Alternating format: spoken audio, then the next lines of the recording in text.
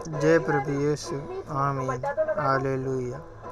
इसहाक के जन्म की प्रतिज्ञा 18। अब्राहम मरमे के 5 वृक्षों के बीच कड़ी धूप के समय तंबू के द्वार पर बैठा हुआ था। तब यहोवा ने उसे दर्शन दिया।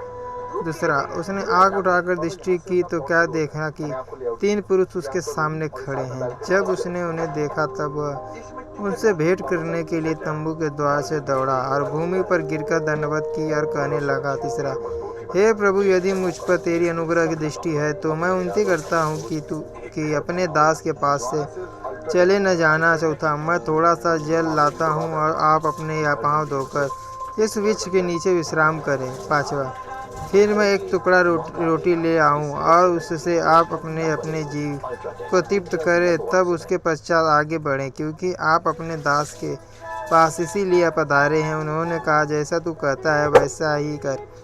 छठा, तब अब्राहम तुरंत तंबू में सारा के पास गया और कहा, 3 उत्साह मैदा जल्दी से गूँध और फुलके बना। सातवां, फिर अब्राहम गाय बैल के झुंड में दौड़ा और एक कोमल और अच्छा बछड़ा लेकर अपने सेवक को दिया और उसने जल्दी से उसे पकाया। आठवां, तब उसने दूध और दही और बछड़े का मांस जो उसने पकवाया था लेकर उनके आगे परोस दिया और आप बीच तले उनके पास खड़ा रहा और वे खाने लगे। 9वां, उन्होंने उससे पूछा, तेरी पत्नी सारा कहाँ है? उसने कहा, वह तो तंबू में है। 10वां, उसने कहा, मैं वसंत ऋतु में निश्चय तेरे पास फिर आऊँगा और तेरी पत्नी सारा के 1। जय प्रभु यीशु। आमीन हालेलुया। उत्पत्ति 17.26 - 18.22।